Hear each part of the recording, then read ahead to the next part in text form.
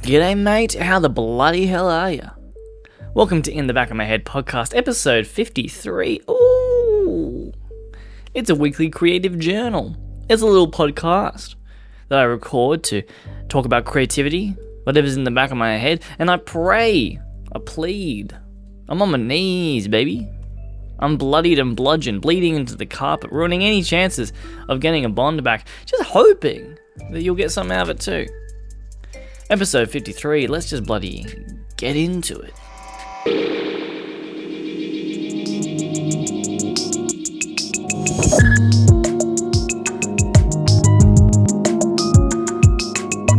I'm not here to make this a sorry sap of a story because really it's not been all that bad.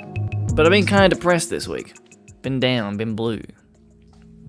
I've been wallowing in not self-pity, just an aimlessness, a lack of inspiration, a lack of reason to do anything. And of course, I could look out the window and say, oh, it's raining. It's gloomy. The sun's disappeared, the clouds are out, which I adore. I love this moody weather. It's cold. Some could call it winter. Some might. Some more foolish than I. And every single fucking year, I probably did an episode on this last year, every single fucking year. Oh, it's a bit cold outside. And now I'm sad. And I never know why. Every year you go. Seasonal depression. Maybe. Of course, every time it pops up, you try and analyze it, you try and overanalyze it, you try and figure out why. Well, what's going on here? What else is going on? It can't possibly just be the weather. That'd be absurd. I am a machine that takes time and pumps out productivity. How dare I be brought low simply by a low cloud, a grey cloud, or a drizzle. God forbid there's a drizzle. But when I get a little bit blue, nothing gets me back out like a YouTube rabbit hole.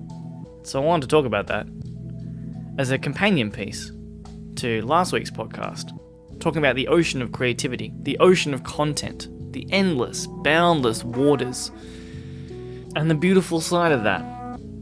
Because as a creative, you don't want to drown in it.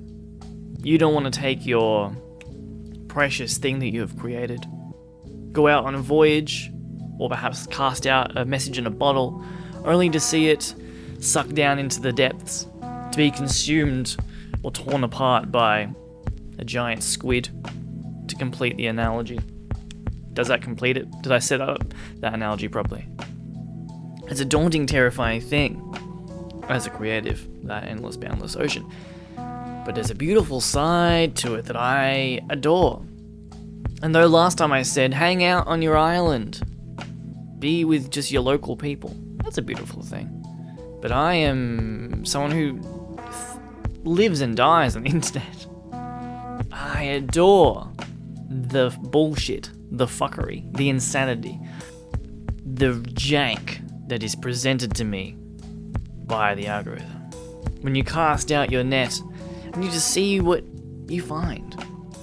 The insanity, the madness. And it's funny that everyone has their own little selection, obviously.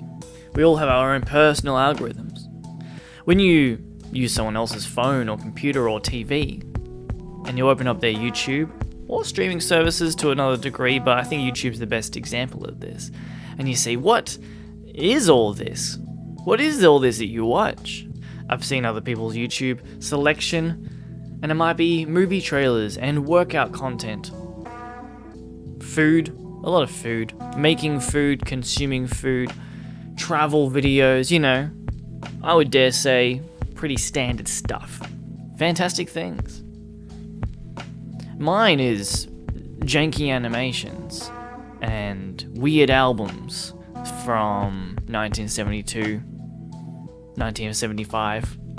Weird remix albums from now, made by teenagers in dark basements. Tutorials for software that I'll never use. And I think YouTube actually knows what I watch at what time as well, which I've noticed recently. So when it's late at night, I might be a bit pissed. And it really starts sending me the janky animations, that's when I watch them. That's when I watch the janky animations, the Japanese game show clips, the weird sports from around the world that maybe shouldn't exist. It's beautiful that they do, though. And then the other night, it gifted me a fantastic video called Sushi, which seemed like an informative video on how to order and consume sushi in Japan. And I said, thank you very much, I'm going to watch this, and I'm going to know this information now. And then as the video went on, I started to realize that there's something amiss. This is not what it seems. It's a comedy video, it's brilliant, and I will link it down below if I remember. I probably won't. But it was curious. I hadn't been watching any content related to this. I haven't watched anything similar to it, and yet the algorithm was like, I reckon you're gonna like this. It's fucking bizarre. And it was published 8 years ago. It wasn't like, oh, this is just freshly uploaded and then thrown into the ether and everyone was consuming it at the same time. It was an old video now. And I sent this video to a friend of mine, and they said, what the fuck is this? And where did you find it? And I said I didn't. I didn't find it. I was presented it. And it's a curious thing. It doesn't, you don't get that warm, fuzzy feeling of discovering something for yourself, but at the same time, how the fuck would I have found such a thing? How would I find any of these things? It's gross that the algorithm is just there to hold your attention, to numb you, to keep you on the platform, but then at the same time, if you feed it the right things, it can give you back some weird shit. It's like when AI hallucinates when it's trying to conjure up an image. When it breaks a little bit. Ooh, that's the good stuff. That's where it's good. That's where AI makes me excited. That's when I like it.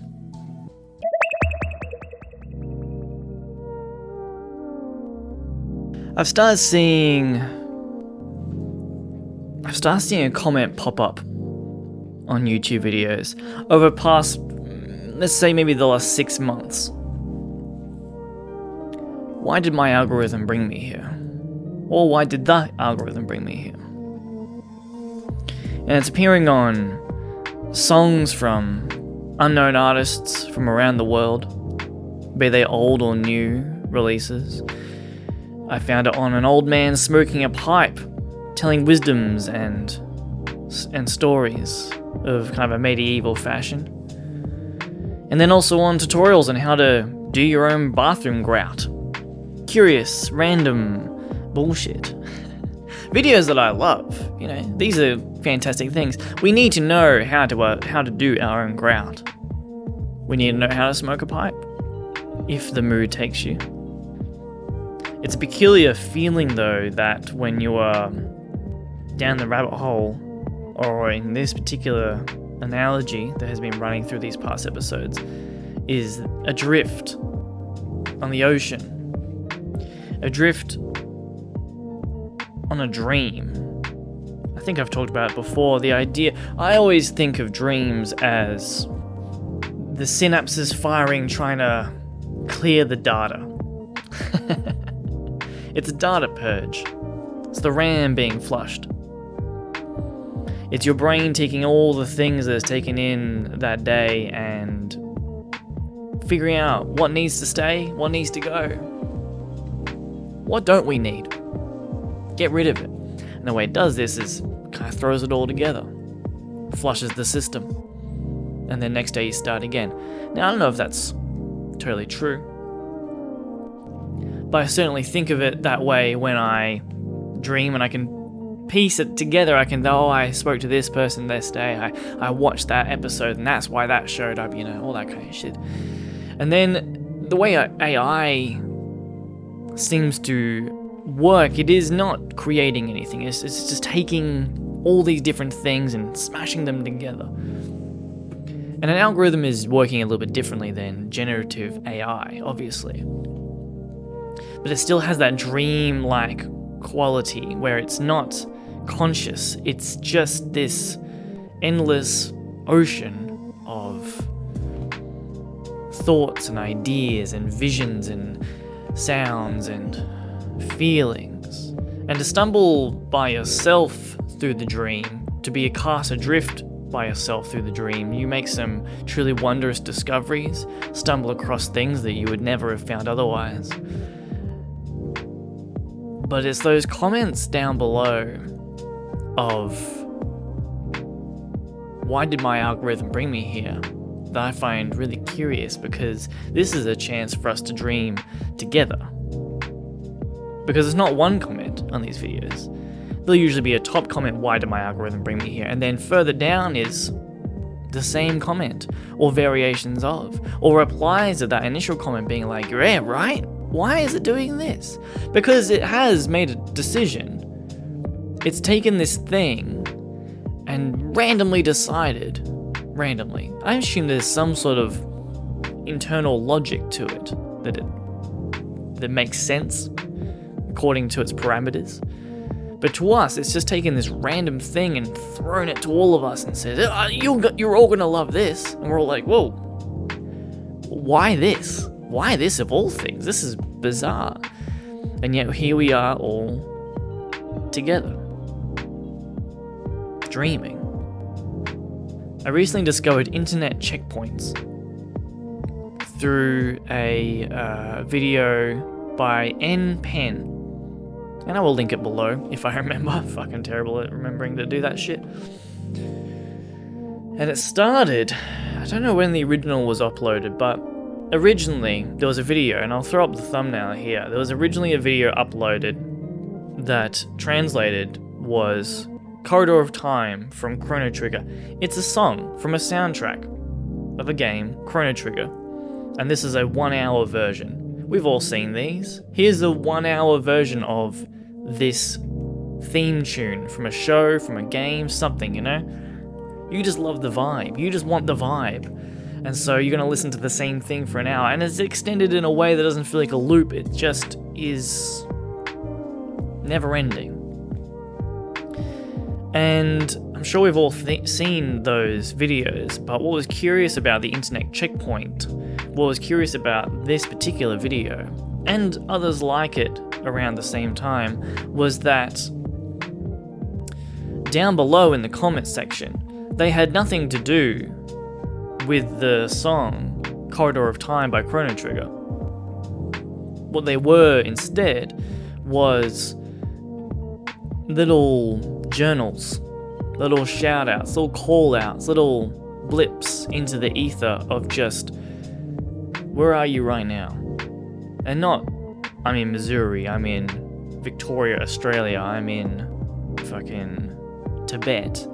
No, these are, oh, my mum passed away today. Or, I'm struggling with my studies. I can't afford food today and I'm going hungry. There were checkpoints, save data, moments in time of which we will forever remember and proceed on from. And the comments were people responding to one another though, saying they would first give their checkpoint, their save data, and then the others would respond in turn to say, you fucking got this, mate. You fucking got this, mate. You're alright. You're alright. We're here with you. We're all here together at this one weird moment. Strangers found themselves on this random video. And I don't fully know why that video turned into such a thing, but I'm starting to see it a lot more. And it's a curious one because, like, there are these places on the internet already. There are third places, of which we have a very lack of in the real world. Third places, the places that aren't work, that aren't home, the places where you commune with people, where you, usually a watering hole, usually a pub, a tavern, a cafe, a barber shop, a library, something that isn't, that it doesn't require a lot of money, preferably no money. A place where there is no structure, where you are not there to do an activity, but rather you are just there to exist in the community, around people, have discussions, and a place where discussion is the primary goal. That's a third place. And we need more of them in the real world. We're severely lacking in them in Western society especially. And there's places like that on the internet.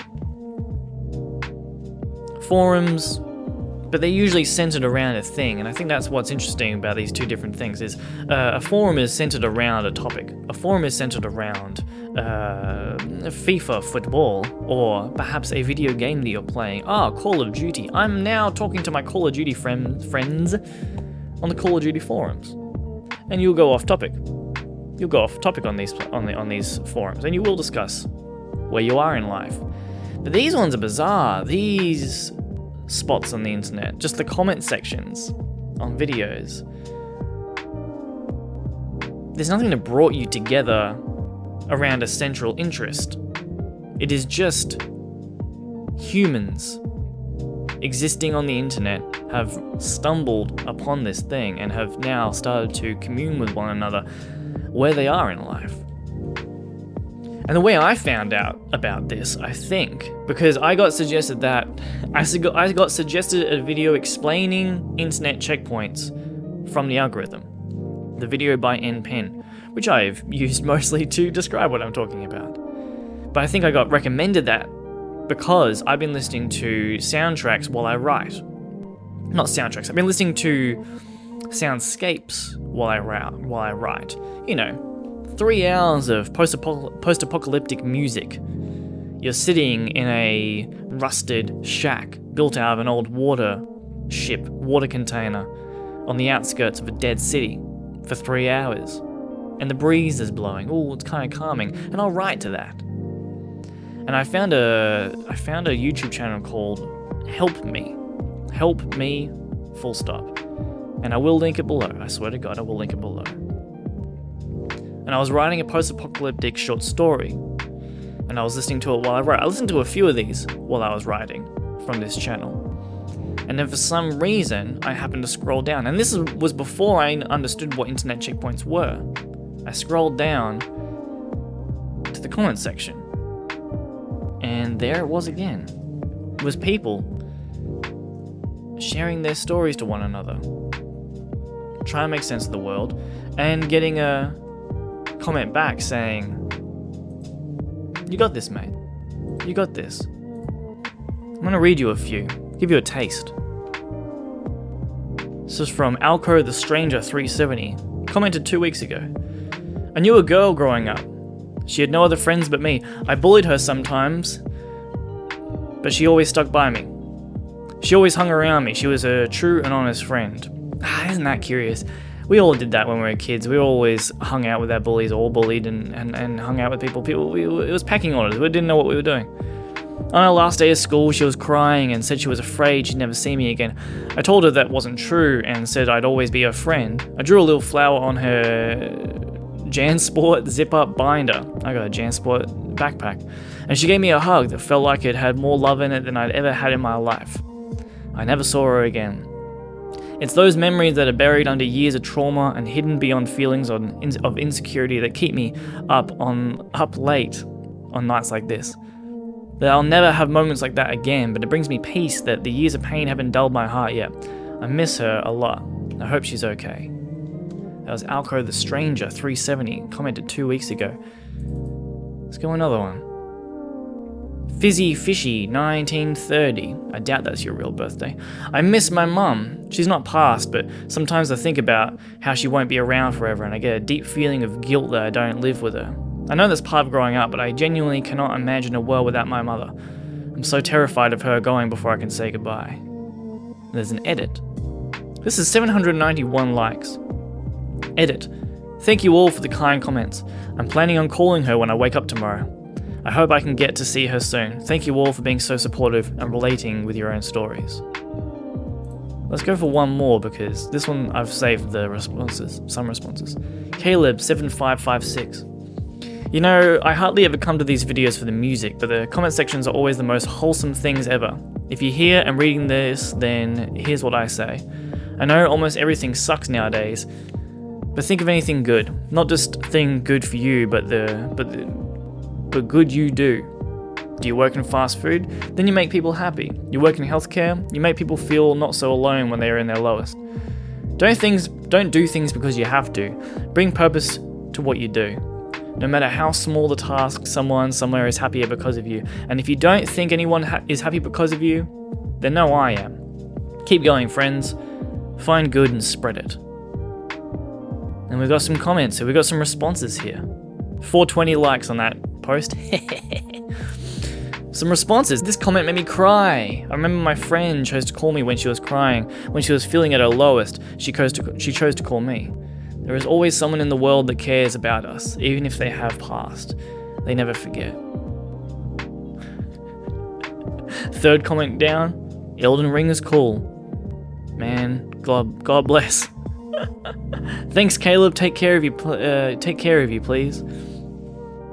These videos by Help Me are often titled things like "You're alone at night and everyone's asleep," and the image will be a lone apartment light in a giant complex on while everything else is dark.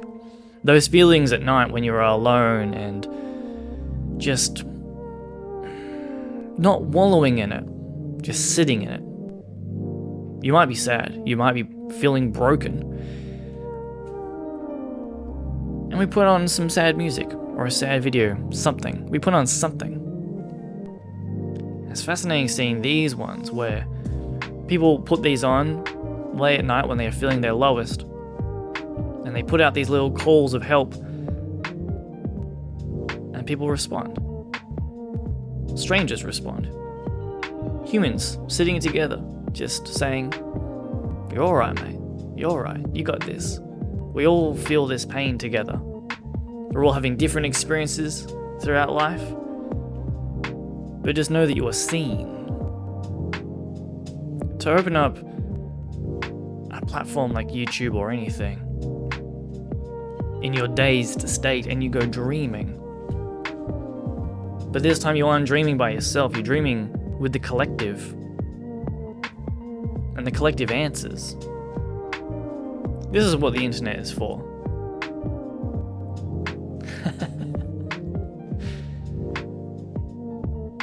For all the insanity of the internet, for all the bullshit, this is beautiful.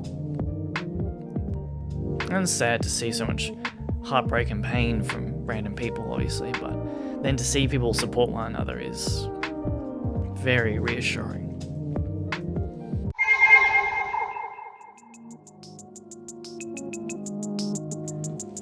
Well, that'll be all for this week. A little bit shorter than last time. This has been In the Back of My Head podcast, episode 53, a little creative podcast where I talk about a bunch of bullshit. If you've enjoyed any of this, you can throw me a couple of bucks on Patreon to help me out, help me grow what I'm doing, build this up a little bit. Or just show some appreciation. Or not. Chill out. Don't worry about it. I'll catch you next time. I think that's it. Be good to one another.